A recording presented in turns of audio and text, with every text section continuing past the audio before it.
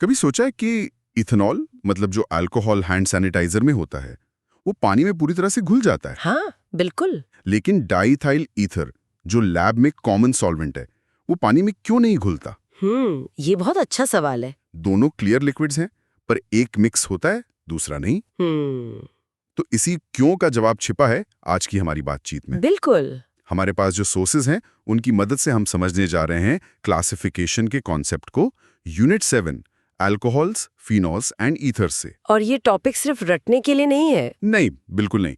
अगर हम ये क्लासिफिकेशन समझ गए तो हम किसी भी कंपाउंड की रिएक्टिविटी मतलब वो कैसे रिएक्ट करेगा ये प्रिडिक्ट कर सकते हैं। एग्जैक्टली। एग्जाम्स में ये बहुत टाइम बचाता है। और गलतियों से भी। तो चलिए इसे समझने की कोशिश करते हैं। जरूर। और सबसे सिंपल लेवल पर क्लासिफिकेशन का मतलब है कंपाउंड्स को उनकी स्ट्रक्चर के आधार पर अलग अलग ग्रुप्स में बांटना। ठीक है। ईथर्स के केस में ये सॉर्टिंग इस बात पर डिपेंड करती है कि ऑक्सीजन एटम कहाँ है और किससे जुड़ा है। अच्छा, मतलब हम एसेंशियली ऑक्सीजन एटम का एड्रेस पता कर रहे हैं। हाँ, आप ऐसा समझ सकते हैं। इमेजिन कीजिए ऑक्सीजन एटम्स एक बड़ी पार्टी में सोशल गेस्ट्स की तरह है। ओके। वो अकेले नहीं रहते, उन्हें कार्बन एटम्स का हाथ पकड़ना होता है, मतलब बॉन्ड बनाना होता है। अब वो किस कार्बन से जुड़ते हैं और उस कार्बन के आसपास का माहौल कैसा है, इसी से तय होता है कि वो किस सोशल सर्कल में है, अल्कोहल ग्रुप, फिनॉल ग्रुप या ईथर ग्रुप। और एक बार सर्कल पता चल गया तो उनका बिहेवियर भी पता चल जाता है। आपने पकड़ लिया। एक बार सर्कल पता चल गया तो उनका सोशल बिहेवियर यानी उनकी केमिकल प्रॉपर्टीज भी पता चल जाती हैं। तो ये पार्टी वाली एनालॉजी तो मजेदार है, पर इससे हमारी शुरुआती पहेली कैसे सुलझती है? इथेनॉल और ईथर वाली दोनों में ऑक्सीजन तो है, तो फिर पानी के साथ उनके बर्ताव में इतना फर्क क्यों? बहुत अच्छा सवाल। इसी क्यों का जवाब पार्टिकल लेवल पर छिपा है। क्लासिफिकेशन असल में फंक्शनल ग्रुप के केमिकल एनवायरनमेंट को दिखाता है। देखिए, अल्कोहल्स में ऑक्सीजन एक सैचुरेटेड sp3 हाइब्रिडाइज्ड कार्बन से जुड़ा होता है। एक मिनट, ये sp3 हाइब्रिडाइज्ड कार्बन, ये सुनने में बहुत टेक्निकल लगता है। इसे आसान भाषा में कैसे समझेंगे? बिल्कुल, आसान भाषा में ये एक ऐसा कार्बन एटम है जो चारों तरफ से सिर्फ सिंगल बॉन्ड से घिरा हुआ है। अच्छा। वो बहुत शांत, स्टेबल और प्रिडिक्टेबल होता है। कोई डबल बॉन्ड वाला ड्रामा नहीं। अच्छा, मतलब एक सीधा साधा स्टेबल कार्बन एटम। ठीक है, आगे बताइए। हाँ, वहीं फिनॉल्स में ऑक्सीजन सीधे बेंजीन रिंग के एक sp2 कार्बन से जुड़ा होता है। sp2 carbon? हाँ, ये sp2 कार्बन एक डबल बॉन्ड का हिस्सा होता है जो उसे एक खास कैरेक्टर देता है। ओके। और ईथर्स में ऑक्सीजन दो कार्बन एटम्स के बीच एक ब्रिज, एक पुल की तरह काम करता है। वो बीच में फंसा होता है।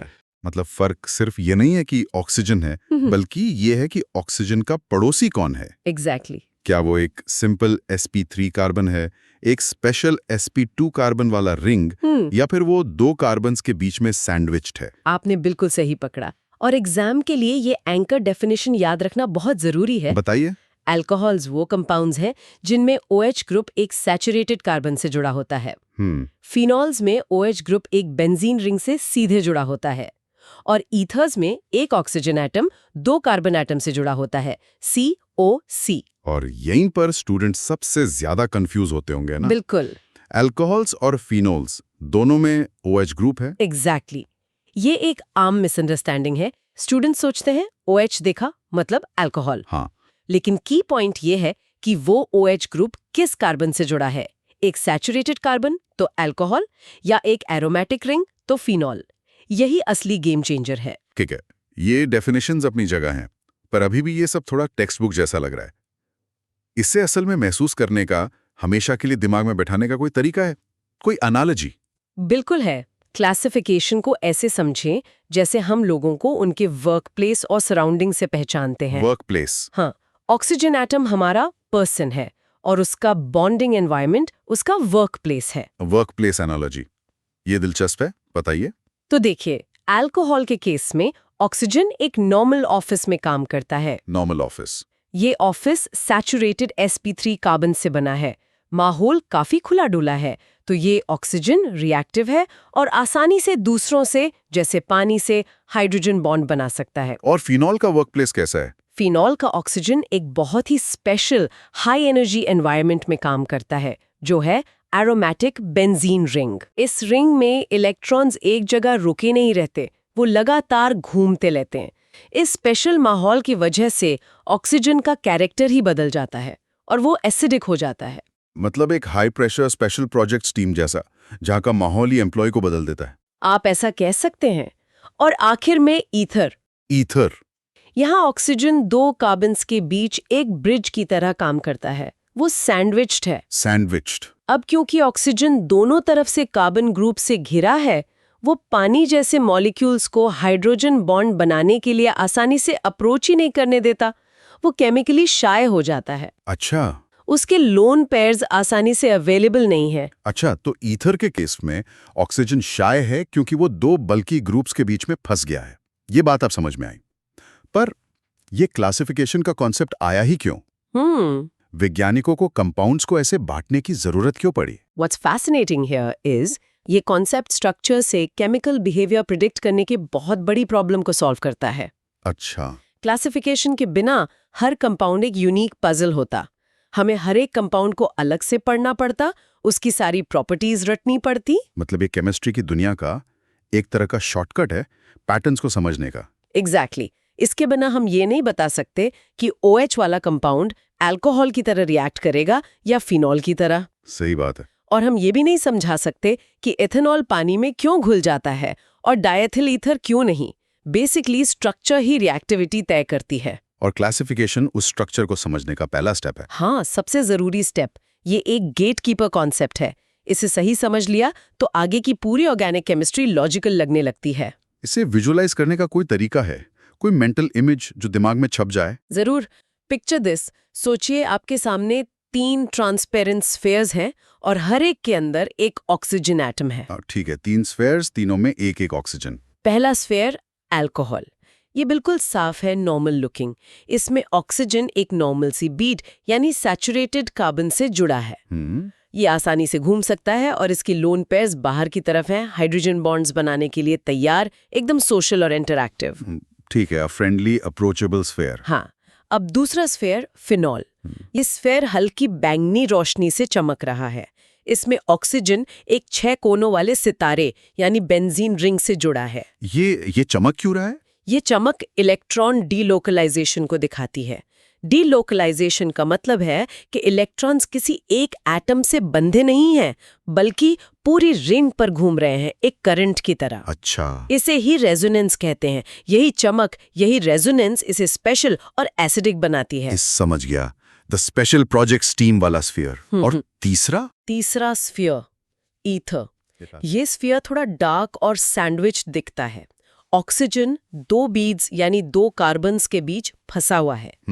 इसके लोन पेयर्स अंदर की तरफ छिपे हुए हैं और ये स्फीयर इनएक्टिव और ट्रैप्ड लगता है। तो ये मेंटल इमेज साफ साफ दिखाता है कि ऑक्सीजन का एनवायरनमेंट उसकी पर्सनालिटी, मतलब उसकी केमिकल प्रॉपर्टीज को कैसे तय करता है। बिल्कुल। ये बहुत पावरफुल इमेज है। स्फीयर्स वाली इमेज दिमाग में बैठ रही है, पर क्या असल दुनिया में टेस्ट ट्यूब के अंदर भी ये फर्क इतना ही साफ साफ दिखता है? बिल्कुल दिखता है। जैसा कि हमने शुरू में बात की थी, जब आप लैब में एथेनॉल को पानी में डालते हैं तो वो पूरी तरह मिक्स हो जाता है, एक ही सोल्यूशन बन जाता है। हाँ। ये इसलिए क्योंकि एथेनॉल एक अल्कोहल है और उसका फ्री OH ग्रुप पानी के साथ आसानी से हाइड्रोजन बॉन्ड्स बना सकता है। वो नॉर्मल ऑफिस वाला एम्प्लॉई है जो सबसे आसानी से सोशलाइज कर रहा है। और ईथर? लेकिन जब आप डायएथिल ईथर C2H5O C2H5 को पानी में डालते हैं, वो मिक्स नहीं होता। वो पानी के ऊपर एक अलग लेयर बनाकर तैरता रहता है। क्योंकि उसका ऑक्सीजन 2 कार्बन्स के बीच ट्रैप्ड है, शाय है। इसका कोई फ्री OH नहीं है, इसलिए पानी के साथ हाइड्रोजन बॉन्ड्स नहीं बना सकता। क्लासिफिकेशन का ये सीधा सीधा आंखों से दिखने वाला प्रूफ है। ये तो बहुत बढ़िया एग्जाम्पल है। और टेक्नोलॉजी में इसका कोई एप्लीकेशन? बिल्कुल। फिनॉल को एंटीसेप्टिक की तरह यूज करते हैं, जैसे कुछ माउथ वॉशेस में या डेटॉल में। हाँ, सही है। और एथेनॉल भी एक बेहतरीन डिसइंफेक्टेंट है, जैसा हम सब हैंड सैनिटाइजर्स में देखते हैं। दिलचस्प। दोनों डिसइंफेक्ट करते हैं, पर सोर्सेज कहते हैं कि उनके काम करने का तरीका अलग है, जो उनके क्लासिफिकेशन से जुड़ा है। ये कैसे होता है? सही। फिनॉल की एसिडिटी, जो उसके स्पेशल एरोमेटिक रिंग वाले वर्कप्लेस से आती है, उसे बैक्टीरियल प्रोटीन्स को चीर फाड़ करने में, डिस्ट्रॉय करने में ज्यादा अग्रेसिव बनाती है। अच्छा। वहीं इथेनॉल की पोलैरिटी और हाइड्रोजन बॉन्डिंग करने की एबिलिटी उसे बैक्टीरिया की आउटर लिपिड मेम्ब्रेन को डिसॉल्व करने यानी घोल देने में इफेक्टिव बनाती है। मतलब एक का हथियार है एसिडिटी और दूसरे का हथियार है सॉल्युबिलिटी। स्ट्रक्चर का फर्क सीधे सीधे एप्लीकेशन में फर्क ला रहा है। और सेफ्टी में भी फिनॉल ज्यादा पोटेंट है, ज्यादा असरदार है, पर ह्यूमन सेल्स के लिए ज्यादा टॉक्सिक भी है। इथेनॉल स्किन के लिए तुलनात्मक रूप से सेफर है। ये सारी समझ क्लासिफिकेशन से ही आती है। हाँ। अब एक ऐसे एग्जाम्पल की बात करते हैं जो थोड़ा काउंटर इंट्यूटिव हो, जो सोचने पर मजबूर करे। मुझे लगता है कि अल्कोहल्स और फिनॉल्स में जो OH ग्रुप है वो सबसे बड़ा कंफ्यूजन पॉइंट है। कोई भी सोचेगा कि दोनों का बिहेवियर एक जैसा होना चाहिए। आपने बिल्कुल सही नस पकड़ी है। This raises an important question. कोई भी यही सोचेगा कि दोनों में OH ग्रुप है तो वो केमिकली भाई भाई होंगे। हाँ, ये उल्टा लगता है ना? बिल्कुल। एसिडिक मतलब नींबू या सिरके जैसा, ये तो बहुत बड़ा डिफरेंस है।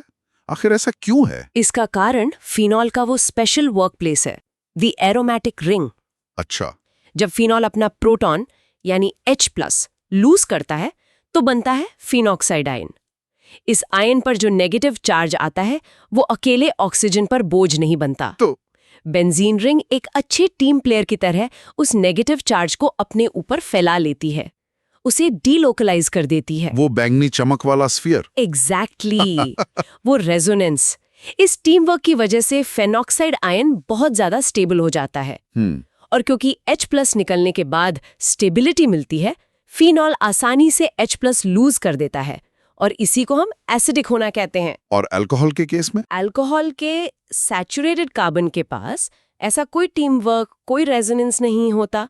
H+ निकलने के बाद सारा बोझ अकेले ऑक्सीजन को उठाना पड़ता है, जो बहुत अनस्टेबल होता है। अच्छा। इसलिए अल्कोहल अपना H+ नहीं छोड़ना चाहता और न्यूट्रल रहता है। वाह, तो एसिडिटी का हीरो OH ग्रुप नहीं बल्कि बेंजीन रिंग है। प्रिसाइसली।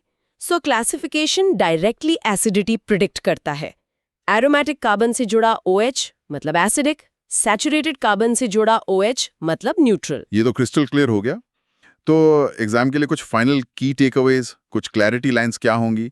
ऐसी बातें जो बिल्कुल भी गलत नहीं होनी चाहिए। हाँ, कुछ बातें बिल्कुल साफ होनी चाहिए। पहला, an alcohol always has its OH group attached to a saturated carbon, sp3। Saturated carbon. ये याद रखना इसलिए जरूरी है क्योंकि इसी से उसकी न्यूट्रल नेचर और रिएक्टिविटी तय होती है। ठीक है, सैचुरेटेड कार्बन मतलब अल्कोहल और अल्कोहल मतलब न्यूट्रल। दूसरा, a phenol always has its OH group attached directly to the benzene ring। ये directly शब्द बहुत जरूरी है क्योंकि यही direct attachment उसे resonance का फायदा देता है और acidic बनाता है। Direct attachment to the ring. Got it। तीसरा, an ether has an oxygen atom bonded to 2 carbon atoms, COC। इसे अल्कोहल्स के साथ कभी कंफ्यूज ना करें क्योंकि ईथर में फ्री OH नहीं होता और वो हाइड्रोजन बॉन्ड डोनेट नहीं कर सकता। मतलब ऑक्सीजन सैंडविच्ड है और अनरिएक्टिव। हाँ, वो केमिकली शाय है। और सबसे जरूरी बात जिसे बार बार दोहराना चाहिए, phenols are acidic, alcohols are neutral. ये डिफरेंस OH ग्रुप की वजह से नहीं बल्कि फिनॉल के एरोमेटिक रिंग की वजह से है जो फिनॉक्साइड आयन को स्टेबलाइज करता है। तो इस पूरी बातचीत का निचोड़ क्या है? अगर किसी को सिर्फ कुछ बातें याद रखनी हो तो वो क्या होंगी? जरूर, कोर आइडिया क्लासिफिकेशन कंपाउंड्स को उनकी स्ट्रक्चर के बेसिस पे सॉर्ट करने का एक तरीका है जो उनकी रिएक्टिविटी को प्रिडिक्ट करने में हमारी मदद करता है। ठीक है। मेन एनालॉजी, इसे वर्कप्लेस की तरह सोचें।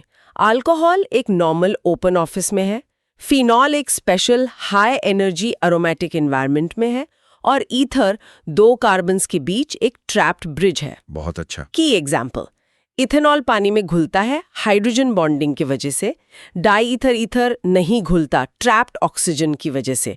ये क्लासिफिकेशन का लाइव डेमो है। और सबसे जरूरी बात और मोस्ट क्रिटिकल लाइंस, हमेशा OH ग्रुप को देखो और फिर पूछो क्या ये सैचुरेटेड कार्बन से जुड़ा है तो अल्कोहल न्यूट्रल, या एरोमेटिक रिंग से तो फिनॉल एसिडिक। यही क्लासिफिकेशन का गेटकीपर कॉन्सेप्ट है। इसे सही समझ लिया तो आगे सब लॉजिकल लगेगा। तो आज हमने क्लासिफिकेशन के फंडामेंटल आइडिया को गहराई से समझा। ये सिर्फ किताबों में चैप्टर्स बांटने का तरीका नहीं है बल्कि ऑर्गेनिक केमिस्ट्री को समझने का एक बहुत पावरफुल टूल है। बिल्कुल, ये वो नींव है जिस पर पूरी यूनिट बनी है। यहाँ पर एक विचार छोड़कर जाते हैं जिस पर आप सोच सकते हैं। अगर सिर्फ ऑक्सीजन एटम का वर्कप्लेस बदलने से, एक सैचुरेटेड कार्बन से एक एरोमेटिक रिंग पर जाने से उसकी पूरी केमिकल पर्सनैलिटी इतनी बदल जाती है, तो हमारे शरीर में मौजूद कॉम्प्लेक्स मॉलिक्यूल्स जैसे कि दवाइयों में ऐसे ही छोटे छोटे स्ट्रक्चरल चेंजेस के कितने बड़े और अलग अलग इफेक्ट्स हो सकते होंगे।